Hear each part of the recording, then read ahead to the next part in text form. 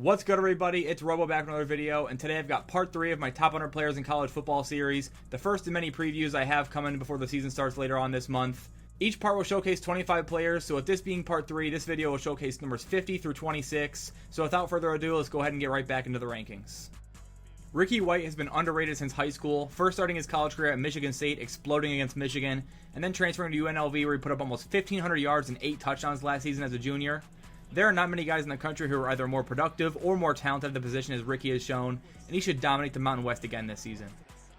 Just got a special little chemistry that has grown over 13% on third downs this year. Mayava airs it deep. It's for Ricky. He's got it. Around the foul. Mayava taking a shot. It's caught. Michael Williams is the type of prospect who will see his name float around as a potential number 1 pick this season, and it's definitely possible as he has the athletic profile of a top pick and should be able to take the statistical jump this season as Georgia's top pass rusher. As a freshman and sophomore, Williams put up 4.5 sacks and 6.5 tackles for loss each season, but should be poised to potentially double those numbers as a junior here. They rush 4, and Stroud is going to be harassed. It's not been Joe Milton's strength today, for sure. He might not even get a pass away this time. Michael. Walter Nolan's a former top high school recruit who has produced in college, but maybe not to the exact expectations. But nonetheless, he's still an elite talent who can wreck a game at times. This offseason, he transferred to Ole Miss, where he'll look to take that defense to the next level and pursue an SEC title and college football playoff appearance, as well as being a potential first-rounder this spring. Good-looking freshman running back. Team, 2 blockers right here, and he's just able to stay in his gap and then shed the blocker off. Patrick Payton's a freak athlete edge rusher for the Florida State Seminoles. His reach combined with his athletic ability and bend helped him pile up 7 sacks and 14.5 tackles for loss last season in his second year of playing time. He also deflected 10 passes in the year, showcasing that length and vertical ability, which makes him so tough to deal with even if you're able to keep him away from the quarterback.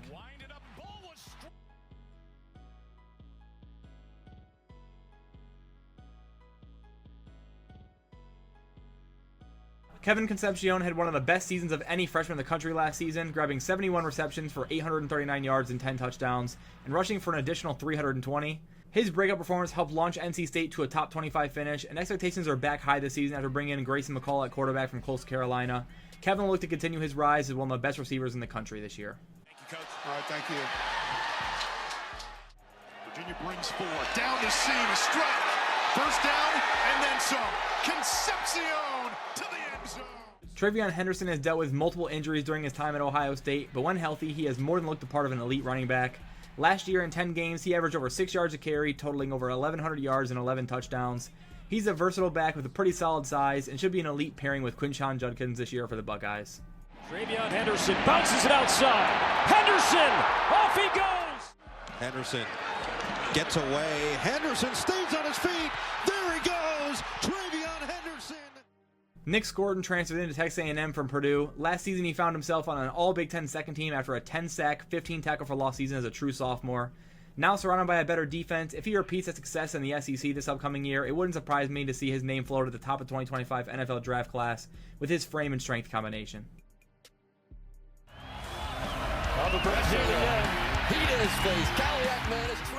Sebastian Castro is a hybrid safety who's lined up as a nickel corner, safety, and even outside linebacker for Iowa's defense. He's not going to dominate with elite athleticism, but he is such a smart and physical football player. He can cover man-to-man as well as explode to the ball and shut down the run.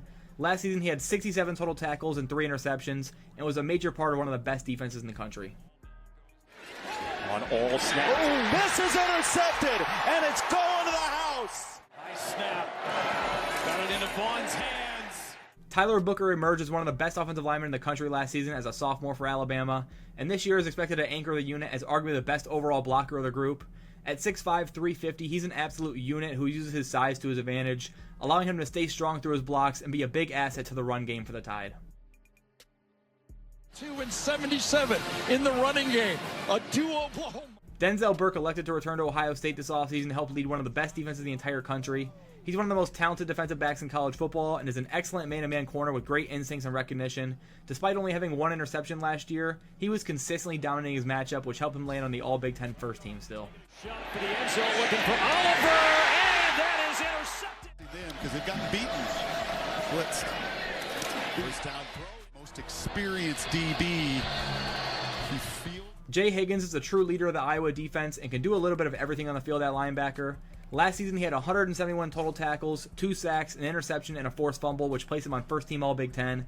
Higgins is a complete linebacker who plays with a ton of physicality and IQ, and while mainly a leader and run stopper, he's also shown an above average ability in pass coverage at this point as well.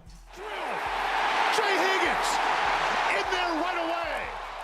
Noah Fafita was a breakout star last season, filling in for an injured Jaden DeLora and performing at such a high level the Wildcats never looked back and kept him the starter long term.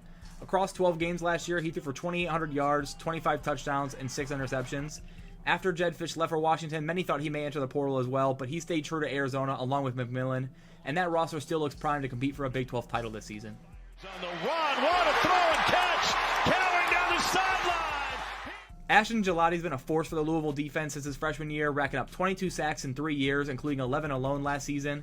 Now as a senior, he's expected to be among the nation's leaders in sacks once again. He's ridiculously fast off the edge, but has enough power to handle stronger tackles and double teams, as an absolute nightmare for offensive coordinators to game plan against in the ACC. Well, they're a team that leans very heavily on the run, and Leonard goes down again. Notre Dame's Xavier Watts is the reigning Nagurski Trophy winner and back for his senior season this year. He first came to Notre Dame as a receiver, but switched to linebacker and eventually safety where he found his home, snatching 7 interceptions and 1 forced fumble on top of 52 tackles last season. I do think there are parts of his game that can still improve, but his athleticism and ability to find the football and create turnovers make him one of the most valuable defenders in the entire country. Williams on the football, ball's loose, and it's scooped up. Watts steps up, and Mayer throws an interception. It's Xavier Watts. Who else would it be? Now Trey Moore transferred to Texas this offseason, coming over from UTSA, where he won Defensive Player of the Year in the American Conference after a 14-sack, 17 tackle for loss season. He also grabbed an interception and forced a fumble as well, displaying elite athleticism and instincts off the edge. And at Texas, he should be the primary pass rusher, able to solely focus on rushing the quarterback for the Longhorns. Batted down and intercepted by Trey Moore. The pile, take another look. And they just got there with the front 4, and Trey Moore got the second. Georgia may have one of the 3 best offensive lines in America this season, and the leader of that group is Tate Ratledge. The former All-SEC first-teamer will most likely be starting at right guard again, but his versatility has allowed him to take snaps at center this offseason. At 6'6", 310, he's been able to play everywhere in the line to this point, and now in his 5th year, he'll be relied upon to help get Georgia back on top.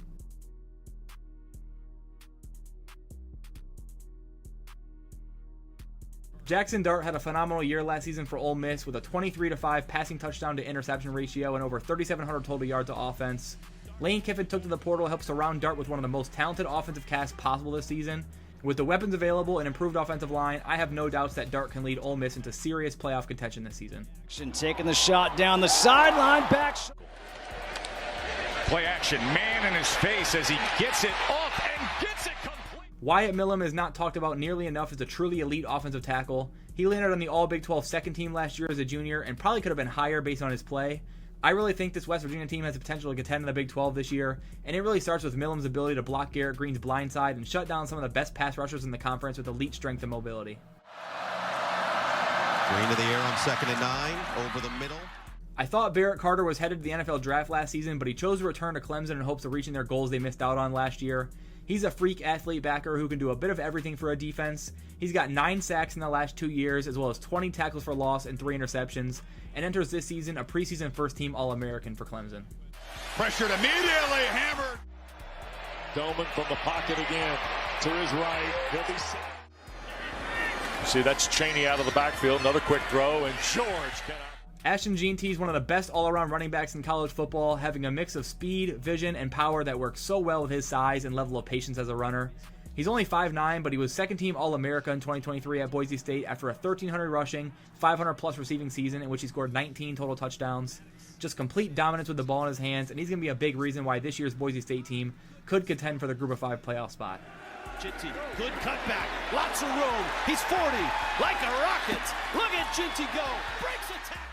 Omarion Hampton also landed as a second-team All-American and was a finalist for the Doak Walker Award in 2023, where he bulldozed his way to 1,500 yards on the ground and 1,700 total on the year, scoring 16 touchdowns and a strong passing offense with Drake May at the helm.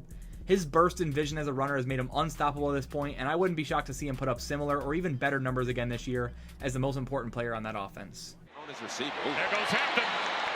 Stays on his feet. Omarion Hampton. Isaiah Bond transferred to Texas this season after spending his first 2 years at Alabama. Last year was his semi-breakout year as he put up 670 yards and 4 touchdowns, including making arguably the play of the year in the Iron Bowl.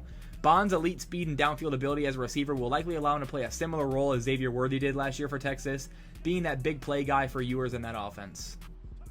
For Milroe, still looking, firing, near corner, it's caught! Touchdown, Alabama! Jabbar Muhammad is one of my favorite defensive backs to watch in the country. He started his career at Oklahoma State before breaking into a star corner at Washington and then transferring to Oregon this offseason.